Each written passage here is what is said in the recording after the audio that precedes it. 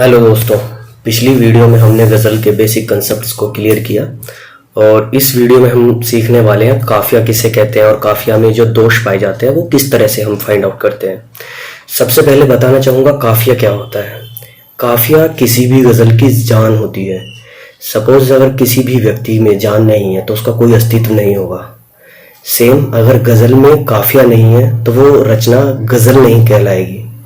जो समान तुकांत वाले अल्फाज होते हैं वो काफिया होते हैं, जैसे चल, कल, पल, हल, ये समान तुकांत है और ये हमेशा रदीफ से पहले आते हैं। किसी गज़ल में अगर रदीफ नहीं है तो भी वो गज़ल हो सकती है, लेकिन अगर किसी गज़ल में काफिया नहीं है तो उसे गज़ल नहीं कहेंगे।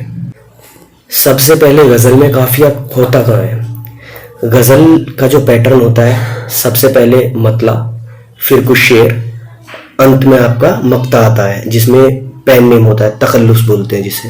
जब किसी शेर के दोनों ही मिसरों में काफिया की मौजूदगी होती है उसे मतला कहते हैं। ये गज़ल का पहला शेर होता है। मतला के बाद गज़ल में आने वाले हर शेर की दूसरी लाइन यानी मिसराए सानी में काफिया लिखा जाता है। तो मतले की जो पहचान होती है वो काफिया से होती है और काफिया का हमेशा बोलने से पता लगाया जा सकता है। आगे हम कुछ उदाहरण के जरिए हम समझने वाले हैं कि हमारे बोलने में एक ही लय बनती है, वो काफिया होता है। जैसे जीना, पीना, कमीना, हसीना, ये हम काफिया हुए। ऐसे ही दीवार, दीदार, यार, हार, परवरदिगार, ये सभी हम काफिया होंगे। इन सब के अंत में जैसे आर की आवाज़ आ रही है तो ये हम काफिया होते हैं। जैसे गज़ल के कुछ शेर से देखते हैं। दोनों जहान तेरी मोहब्बत में हार के, वो जा रहा है शबे गम गुजार के, वीरा है मैं कदा, खुमो सागर उदास हैं, तुम क्या गए रूठ गए दिन बहार के। इस गज़ल में हार, गुजार, बहार, परवरदिगार, रोज़गार, ये सभी हम काफिया हैं जो रेड कलर में हाईलाइट हुए हैं।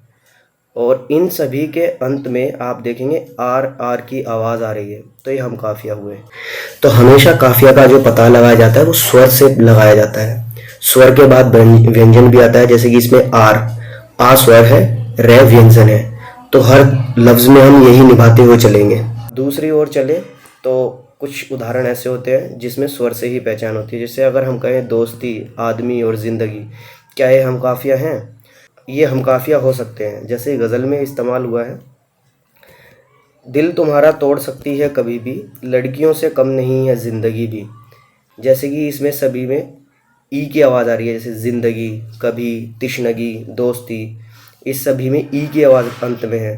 तो यहाँ पर हम स्वर देखेंगे, व्यंजन नहीं देखेंगे। अगर इसी में पहले शेर में, अगर जैसे मैंने पहले बताया था कि कोई भी मतला निर्धारित करता है कि गज़ल में किस तरह का काफिया निभाना है। अगर यहीं पहले शेर में कभी के साथ अभी, सभी, इस तरह का कोई वर्ड इस्तेमाल होता तो पूरी गज़ल में हम अभी को ही काफिया लेकर चलते हैं। अभी से रिलेटेड वर्ड जैसे सभी, कभी, जभी, तभी, इस तरह के वर्ड हम लेकर के चलते हैं। जैसे कि यहाँ पर पहले लिया गया है कभी, फिर ज़िंदगी, ई की आवाज़ इसमें कॉमन है, तो ई से रिलेटेड जिन भी शब्दों के अंत में ई की आवाज़ आती है वो इसमें हम काफिया रहेंगे। अब बात करते हैं काफिया दोष के बारे में।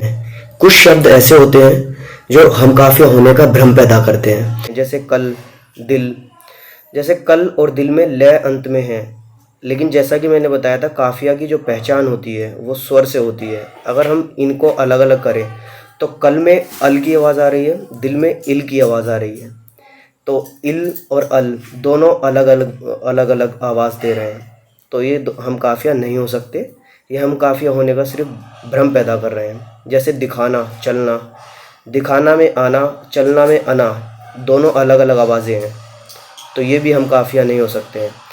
इनसे जो मूल शब्द होते हैं उनसे हम पता लगा सकते हैं। जैसे दिखाना में दिख, चलना में चल, दोनों अलग अलग शब्द हैं, तो ये हम काफिया नहीं हो सकते हैं। एक या एक से ज़्यादा अशार मिलते हैं तभी हमें काफिया का पता लगता है।